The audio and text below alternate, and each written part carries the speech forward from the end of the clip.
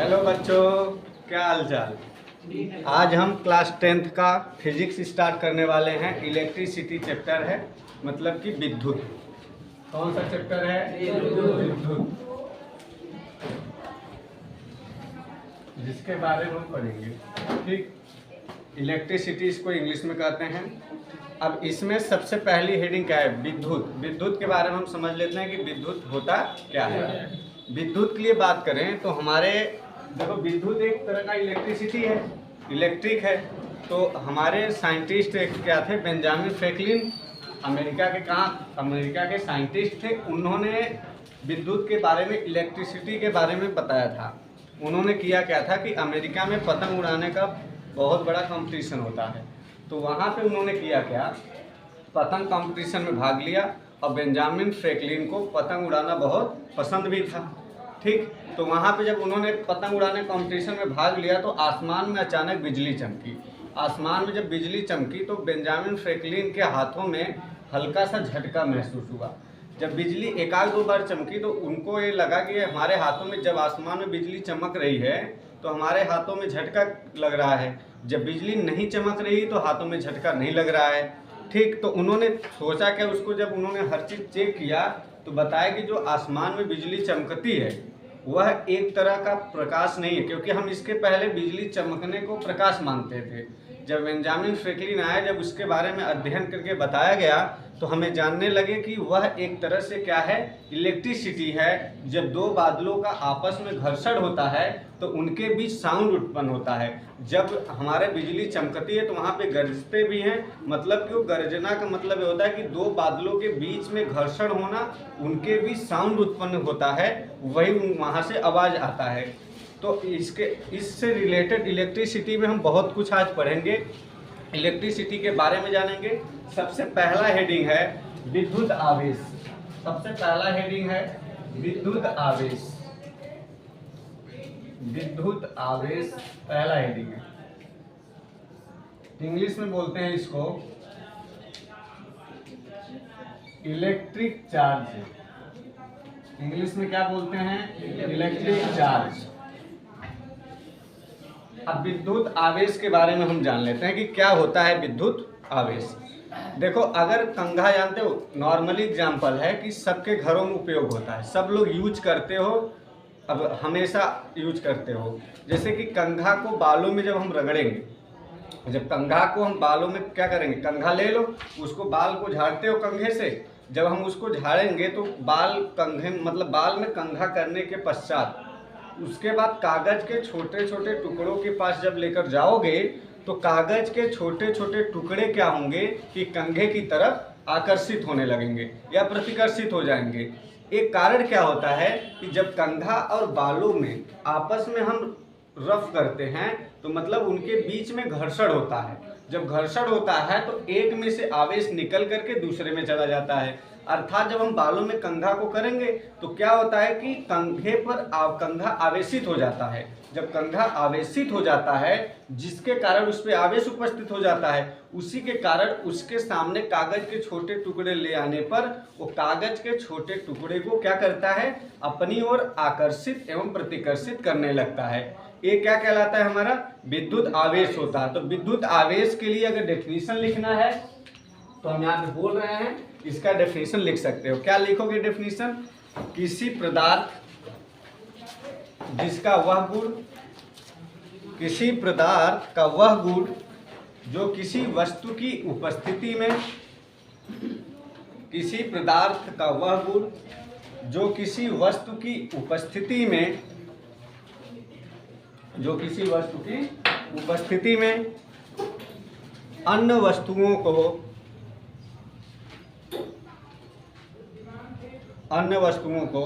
अपनी ओर आकर्षित व प्रतिकर्षित करने का, अपनी ओर आकर्षित व प्रतिकर्षित करने का गुण आ जाता है, उसे विद्युत आवेश कहते हैं। उसे क्या कहते हैं? विद्युत आवेश कहते हैं। एक बार रिपीट कर दे रहा हूं कि किसी पदार्थ का वह गुण किसी वस्तु की उपस्थिति में अन्य वस्तुओं को अपनी ओर आकर्षित व प्रतिकर्षित करने का गुण आ जाता है, उसे हम क्या कहते हैं, विद्युत आवेश कहते हैं। अच्छा, पहला पॉइंट इसमें नोट पॉइंट करके लिखेंगे, विद्युत आवेश को हम क्यू, स्मॉल क्यू से प्रदर्शित करते हैं। किससे प्रदर्शित करते हैं, स्मॉल क्यू से प्रदर्शित करते हैं, स्मॉल क्यू से प्रदर्शित करते हैं। कैपिटल क्यू भी किसी बुक में मिलेगा, ठीक। अच्छा, आवेश कौन सी राशि होती है, आवेश एक अदिश राशि होती है, मतलब विद्युत आवेश जो होता है वो कैसी राशि होती है, अदिश राशि होती है। विद्युत आवेश अदिश राशि होती है। तीसरे पॉइंट में हम बात कर लेते हैं, तीसरे पॉइंट में इसका मात्रक के लिए चर्चा कर लेते हैं कि आवेश का मात्रक होता क्या है, ठीक है। अच्छा, सिंपल बात करें आवेश का मात्रक, तो सब लोग जानते हो कि आवेश का जो मात्रक होता है वो कूलाम होता है। मात्रक क्या होता है, कूलाम होता है इसका मात्रक, पहला, ठीक है। इसका एक मात्रक क्या होता है, कूलाम। एक मात्रक होता है फैराडे, क्या होता है, एक मात्रक होता है इसका फैराडे। एक मात्रक होता है इसका ESU और एक मात्रक होता है इसका EMU। अब कंडीशन है सर, ESU EMU क्या है, देखो ESU का मतलब होता है इलेक्ट्रोस्टैटिक्स यूनिट और EMU का मतलब होता है इलेक्ट्रोमैग्नेटिक यूनिट। मैग्नेटिक यूनिट का मतलब ये होता है कि चुंबक, मैग्नेटिक मतलब क्या होता है, चुंबक। क्लास 9वीं में पढ़े मैग्नेट के बारे में, तो मैग्नेट, एम का मतलब क्या है, magnetic, electromagnetic unit, electrostatic unit. एक मात्रक क्या होता है फैराडे, एक मात्रक क्या होता है कूलाम। अच्छा, अगर हम चौथे पॉइंट में बात करें, चौथे पॉइंट में यहाँ, चौथे पॉइंट में, तो चौथे पॉइंट में हम बात करें तो आवेश का सबसे बड़ा मात्रक, आवेश का सबसे बड़ा मात्रक, आवेश का सबसे बड़ा मात्रक, तो आवेश का सबसे बड़ा मात्रक फैराडे होता है। आवेश का सबसे बड़ा मात्रक फैराडे होता है। अब बात आती है सर, एक फैराडे बराबर कितने आवेश होते हैं, तो एक फैराडे बराबर 96,500 कूलाम आवेश होता है। एक फैराडे बराबर कितने कूलाम आवेश होते हैं, 96,500 कूलाम आवेश होता है। तो ये चौथा पॉइंट है। चार पॉइंट तुम लिख सकते हो कि विद्युत आवेश में पहला पॉइंट हमने क्या बोला, इसे स्मॉल क्यू से प्रदर्शित करते हैं।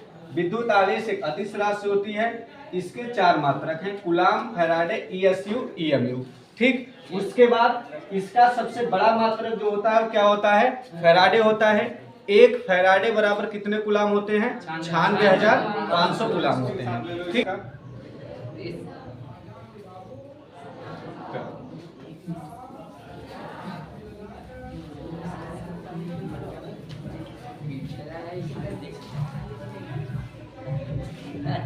क्यू बराबर क्या होता है, देखो क्यू बराबर एक फार्मूला लिख लेना, I इंटू टी।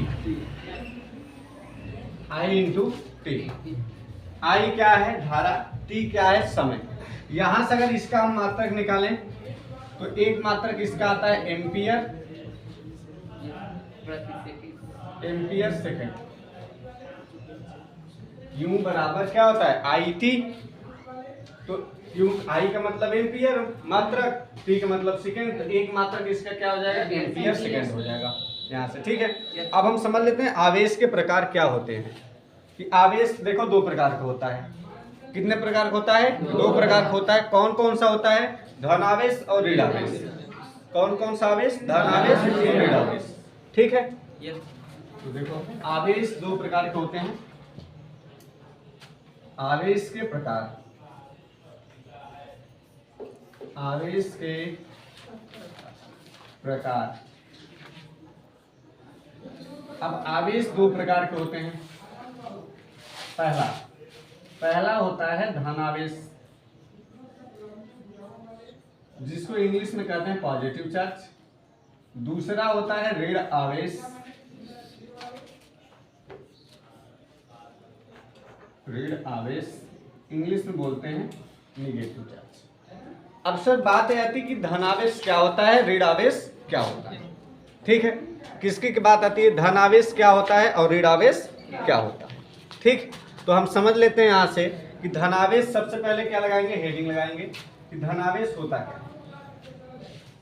अब धनावेश के लिए समझ लेते हैं कि अगर तुम्हें एक एग्जाम्पल दें तो यहाँ पे दिख रहा होगा ना, देखो सोडियम, सोडियम का परमाणु क्रमांक कितना होता है, 11।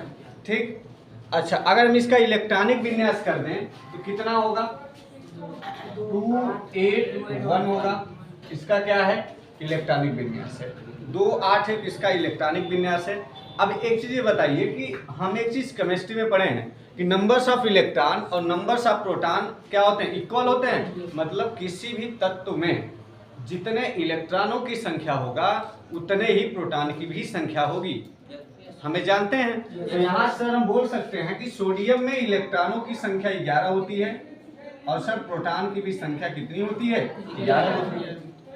अब हम सर ये जानते हैं कि अगर इलेक्ट्रॉनिक विन्यास का अष्टक पूरा करना है तो उसके बाह्य कोश में इलेक्ट्रॉनों की संख्या 8 होनी चाहिए।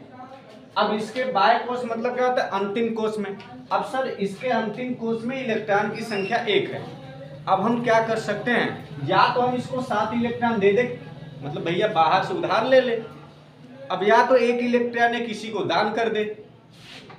तब ये सोचता क्या है, सोडियम क्या सोचता है कि हम 7 रुपया कर्जदार होने से अच्छा ये है कि हम 1 रुपया धनवान ही रहे।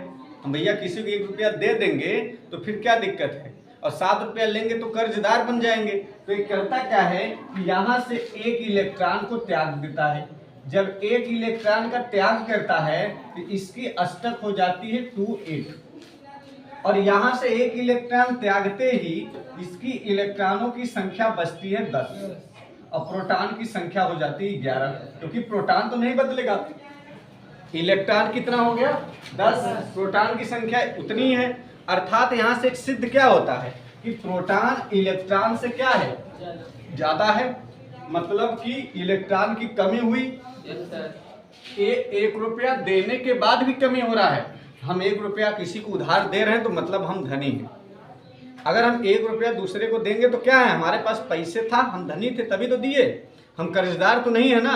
अर्थात हमारे ऊपर कौन सा आवेश रहेगा, धनी आवेश रहेगा। और कमी किसकी है, इलेक्ट्रॉन की। तो धन आवेश में किसकी कमी होगी, इलेक्ट्रॉन की कमी होगी। तो धनावेश में डाल करके एग्जाम्पल दिखा दोगे, धनावेश हेडिंग लगाओगे, एग्जाम्पल दिखा दोगे, और इसमें लिखोगे क्या कि किसी पदार्थ पे इलेक्ट्रॉन की कमी के कारण, किसी पदार्थ पे इलेक्ट्रॉन की कमी के कारण उत्पन्न आवेश धन आवेश कहलाता है। क्या लिखोगे, किसी पदार्थ के या किसी पदार्थ में होने वाले इलेक्ट्रॉन की कमी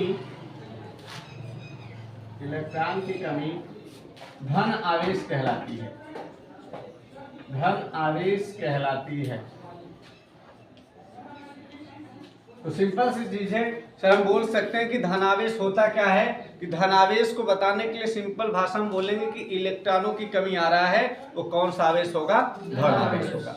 ठीक है ना, इलेक्ट्रॉन की कमी आएगी तो कौन सा आवेश होगा, धन आवेश। अब बात करते हैं ऋण आवेश क्या होता है। ठीक है, अब ऋण आवेश के लिए हम समझ लेते हैं कि देखिए, अगर हम यहाँ पे एग्जाम्पल लेने Cl का, हम Cl जानते हैं, इसका परमाणु क्रमांक कितना होता है, 17। अच्छा, इसकी अष्टक होती 287 का सर। इसमें नंबर्स ऑफ इलेक्ट्रॉन की संख्या होता है 17 और प्रोटॉन की संख्या होती है 17। अब यहाँ पे अष्टक पूरा करने के लिए 1 इलेक्ट्रॉन इसको चाहिए बाहर से, या तो यह क्या करेगा, 7 इलेक्ट्रॉन को त्याग करेगा। तो हम करते क्या है, करता क्या है कि 1 इलेक्ट्रॉन को ले लेता है, ग्रहण कर लेता है, कर्जदार लेता है, मतलब दूसरे से उधार ले लेता है। भैया 1 रुपया उधार दे दीजिए, हम आपको बाद में लौटा देंगे। एक करता क्या है कि 1 रुपया ले लेता है दूसरे से। जब 1 रुपया दूसरे से लेता है तो इसमें हो जाता है कितना भैया, 1 रुपया लिया तो इसमें हुआ कितना, 288 हो गया। मतलब यहाँ पे इलेक्ट्रॉन की संख्या कितनी हो गई बताओ, 18।